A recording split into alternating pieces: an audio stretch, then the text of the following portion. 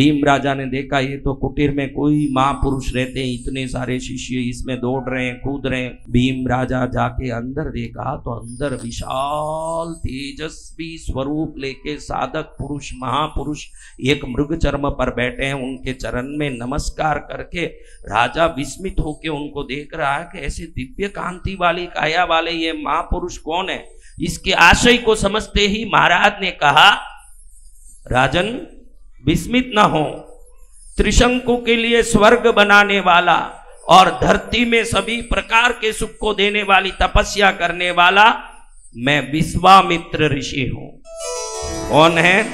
विश्वामित्र ऋषि। हाँ, गणेश पुराण में है ये कथा, भगवान गणेश की महिमा को बताने वाली ये कथा गणेश पुराण में विश्वामित्र ऋषि भीम राजा को कहते हैं, आओ राजन, आप दोनों मलिन हो, मैं मेरे त्रिकालदर्शी शक्ति से देख सकता हूं कि तुम अपना राज्य त्याग करके यहाँ आए हो। थोड़ा सा यहाँ विश्राम करके भोजन करके अपने नए वस्त्र परिधान बदल के विश्राम करो, आगे यहीं रहो, यहाँ आपका ही घर, ये यहाँ आनंद से रह के साधना करो, तपस्या करो, आराधना करो। जिस पूर्व कर्म से दुखी हो, अब भक्ति करके उस कर्मों का तोड़ करके नए जीवन को अगले जन्म में प्राप्त करो, यहीं रहो। कौन कह रहे हैं? विश्वामित्र ऋषि। सुन के भीम राजा के आंख में पानी आ गया। कहाँ मैं राजा, सोने के महल में रहने वाला, सोने के पलंग में सोने वाला, आज ऋषि मुनि के चरण में लौटना पड़ रहा है।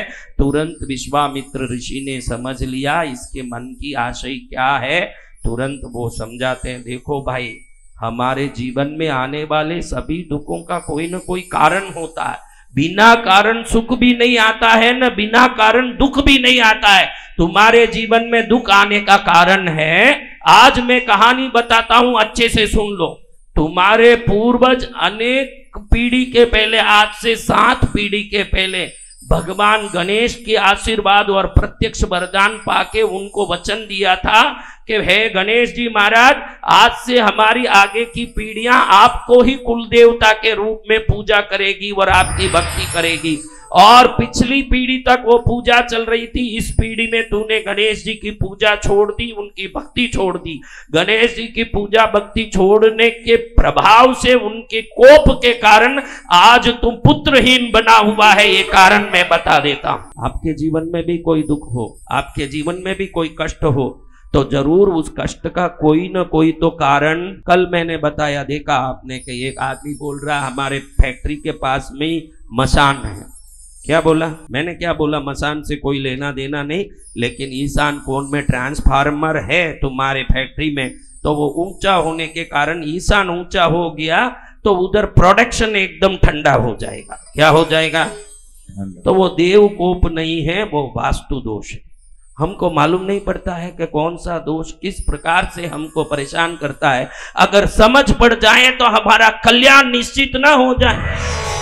हम दुखी हैं तो दोष से दुखी नहीं है, अज्ञानता से दुखी है। इसलिए बहनों, मैंने घड़ी घड़ी कहा कि मोबाइल से कुछ सीख लिया करो, कुछ जान लिया करो। कुछ बातें सीखने जैसी भी उसमें आती है, लेकिन आप सीखने जैसी बात तो कुछ उसमें सीखते ही नहीं हो। कौन कौन सीखने जैसी बात सीखते हैं? सब सीख रहे हैं। मैं मानूं ना, मैं मानूं तब ना। आप सीखने जैसी बात ही सीखते हो, ये मैं मानूं तब होगा ना, मैं नहीं मानने वाला। आपके जो रंग रूप, सांप जाने सांप का पूंछ कैसा होता है, मुझे आप बोल के कोई फायदा नहीं। आप क्या सीखते हो मुझे मालूम।